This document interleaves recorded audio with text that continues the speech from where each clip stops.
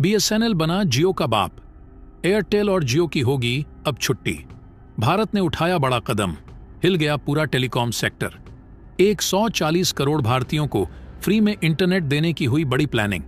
अब इंटरनेट दुनिया का बदल जाएगा पूरा नक्शा। दोस्तों, जिस तरह से प्राइवेट टेलीकॉम कंपनियां, वो चाहे एयरटेल हो, जियो हो या फिर वीआई ही क्यों ना हो, अपनी मोनोपोली 140 करोड़ भारतीयों पर चला रही हैं। जब चाहे इंटरनेट का दाम बढ़ा देती है, जिसकी वजह से आम जनता पूरी तरह से टूट चुकी है। और अभी हाल ही में जिस तरह से अचानक इंटरनेट का दाम बढ़ा है, उसकी वजह से भारतीय आम जनता और ज्यादा परेशान हो चुकी है।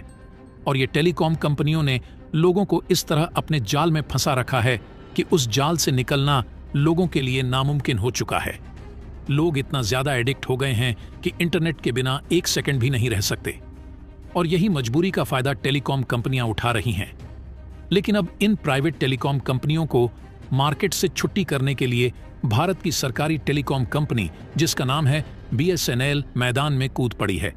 अब यहां पर सबसे बड़ा सवाल यह है कि क्या भारत के बीएसएनएल में है दम?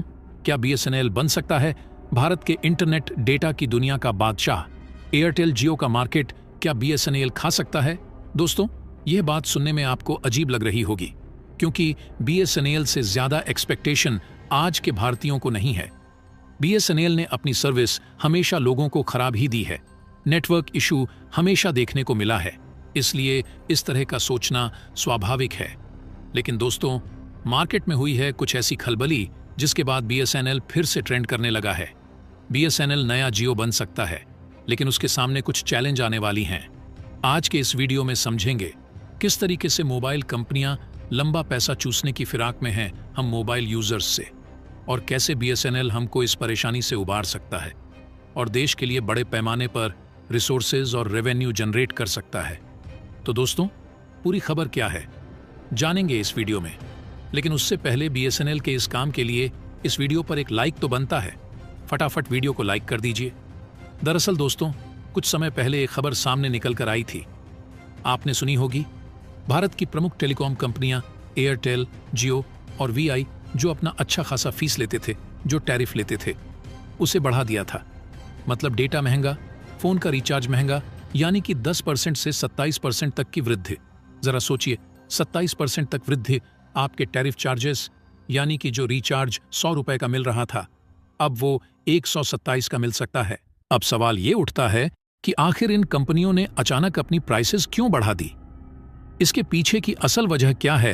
तो आपको बता दें कि हाल ही में जो 5G स्पेक्ट्रम का ऑक्शन हुआ था, यानी कि भारत सरकार ने जो नीलामी की थी 5G के स्पेक्ट्रम की, तो इन कंपनियों ने इसमें पार्टिसिपेट किया था और 1.5 लाख करोड़ का इन्होंने इन्वेस्टमेंट किया है।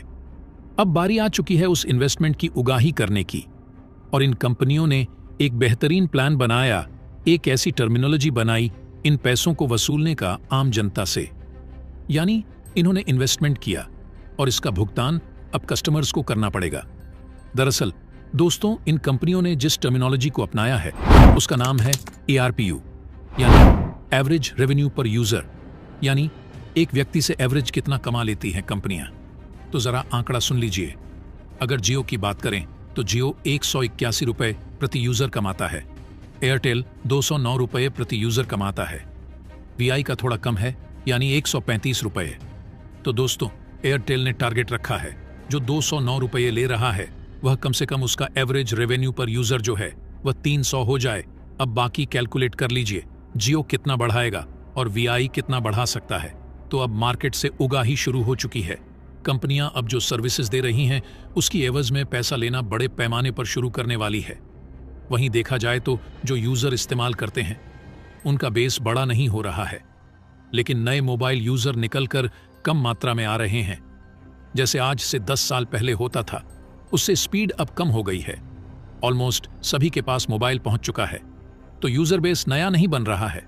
और इन कंपनियों को ऐसा करने की जरूरत इसलिए पड़ी क्योंकि अगर वह पैसा नहीं लेंगे तो वह अपनी सर्विस अच्छे तरीके से यूजर तक नहीं पहुंचा पाएंगे। दरअसल इसके लिए नए इंफ्रास्ट्रक्चर को डालना पड़ेगा। 5G इंफ्रास्ट्रक्चर डालने के लिए 5G हर जगह पहुंचाना होगा। इसमें पैसा लगेगा, अच्छी खासी लागत लगेगी, तो इसीलिए पैसा निकालने के लिए यूजर से पैसा लिया जा रहा है। लेकिन ये जो हाइक हुई है, प्राइसेस बढ़ी हैं, इसने मोबाइल यूज को काफी महंगा बना दिया आम आदमी के लिए, और इसीलिए बीएसएनएल फिर से चर्चा में आ गया है, क्योंकि सभी कंपनियों ने अपने टैरिफ हाई करने की बात कह दी। लेकिन बीएसएनएल जहां का तहां ही नजर आ रहा है। अगर वह वृद्धि करेगा भी तो उतना नहीं करेगा। लेकिन देखा जाए तो बीएसएनएल इस वक्त सबसे सस्ता डेटा प्लान, सबसे सस्ता टेलीफोन प्लान दे रहा है। दिक्कत यह है कि बीएसएनएल का 4G अच्छी तरीके से रोल आउट नहीं कर पाया है। यानी कि भारत के कई ऐसे शहर हैं, कस्बे हैं, गांव हैं जहां तक 4G नहीं पहुंचता, लेकिन एक एडवांटेज बीएसएनएल के पास में है। वो ये है कि इसका रूरल बैकग्राउंड बहुत स्ट्रांग है। जो हमारे देहाती इलाके हैं, ग्रामीण इलाके हैं, वहां पर बीएसएनएल ही चलता है। वहां पर एयरटेल जियो नहीं पहुंच पाया अभी तक। ऐसी स्थिति में अगर बीएसएनएल सिंसियर चाहे, सीरियसली चाहे, तो बीएसएनएल इस वक्त सबसे बड़ी टेलीकॉम कंपनी बन सकती है। अगर भारत सरकार चाहे तो, अगर भारत सरकार सही तरीके से इसमें रिफॉर्म लाए, अगर क्रांतिकारी बदलाव लाया जाए बीएसएनएल के अंदर, तो बीएसएनएल तुरंत अंबानी को, भारतीय एयरटेल वालों को, सबको हरा सकता है। दिक्कत यह है कि क्या बीएसएनएल को रिवाइव करने की कोशिश की भी जाएगी, और डूबा भी तो क्यों डूबा बीएसएनएल, आइए समझते हैं। दोस्तों, बीएसएनएल सबसे पहले शुरू होने वाले टेलीकम्युनिकेशन एजेंसीज में से एक है। यह 1 अक्टूबर 2000 में लॉन्च हुआ था। 2000 से लेकर 2009 तक बीएसएनएल का बूम था। सन 2009 में नई नई कंपनी आनी शुरू हुई। उन्होंने बेहतर कस्टमर सर्विस देने शुरू किए। कस्टमर्स के फोन को अगर कुछ प्रॉब्लम आ जाए तो जल्द उठाया करती थी। प्राइवेट कंपनियां जल्दी इंस्टॉलेशन करवाती थीं। रिपेयर का काम आता तो भी ठीक करती थी, और सारा कुछ एकदम जल्दी करके देती थी, तो इसीलिए पॉपुलर होने लगी सारी प्राइवेट कंपनी। इनकी स्पीड अच्छी थी, कॉल ड्रॉप कम होते थे। और जब 2009 के बाद इंटरनेट बूम आने लगा भारत के अंदर, उसके बाद में ये सारी कंपनियों ने अपनी स्पीड बढ़ा दी, जबकि बीएसएनएल अपनी स्पीड नहीं बढ़ा पाया था। वीडियो उसमें बफर होते ही रहते थे, गोल गोल चक्कर घूमते रहता था, वीडियो आगे नहीं बढ़ता था। अभी भी कई जगह ऐसा सिचुएशन है जहां बीएसएनएल की स्पीड बेहद स्लो है, जबकि इंडिया में 5G तक रोल आउट हो चुका है। टेक्नोलॉजी का यह लैग, यानी पुअर कस्टमर सर्विसेज, उसमें खराबी और 4G को पूरी जगह अप्लाई न कर पाना, ये सारी चीजें बताता है कि क्यों बीएसएनएल से लोग जो हैं छोड़कर जा रहे हैं। हर साल मिलियंस जो मोबाइल यूजर हैं वो बीएसएनएल से शिफ्ट होकर के एयरटेल जियो या वीआई में जा रहे हैं, और खासकर जो गांव से शहरों की तरफ आते हैं वो अपना नंबर पोर्ट कराना ज्यादा बेहतर समझते हैं। गांव में देखा जाए तो बीएसएनएल की बहुत ज्यादा अच्छी अप्रोच है, रीच है, स्पीड उतनी नहीं आती, लेकिन वहां बीएसएनएल ही काम करता है।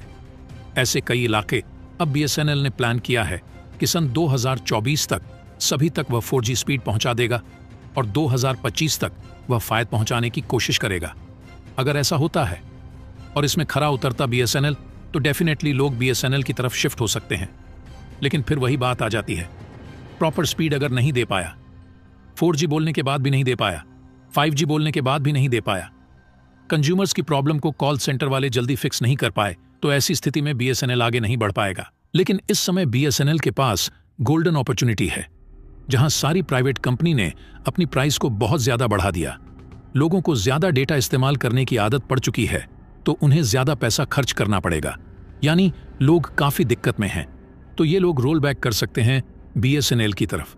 और अब बीएसएनएल ये अच्छी तरह से जान चुका है कि इंटरनेट की दुनिया में कैसे भूचाल लाना है, इसलिए बीएसएनएल अब बड़े लेवल पर 4G टावर लगाना शुरू कर चुका है। ऑलमोस्ट ये काम अब कंप्लीट ही होने वाला है।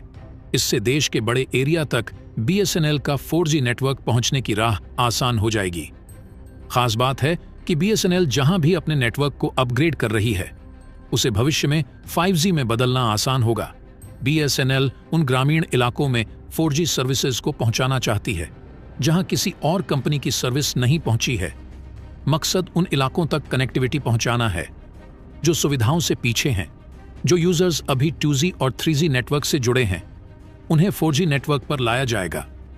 अगर बीएसएनएल ने जो प्लान बनाकर रखा है, पूरे भारत भर में कोई भी ऐसा इलाका न बचे जहां बीएसएनएल मौजूद हो और 4G ना मिले। अगर यह करने में कामयाब हो गया बीएसएनएल, तो बीएसएनएल हिट हो सकता है। अगर गवर्नमेंट ने फाइनेंशियल सपोर्ट अच्छे से कर दिया तो डेफिनेटली बीएसएनएल उभर सकता है। तो दोस्तों, इसके बारे में आपका क्या कहना है, कमेंट बॉक्स में जरूर बताइएगा। तो दोस्तों, जय हिंद, जय भारत।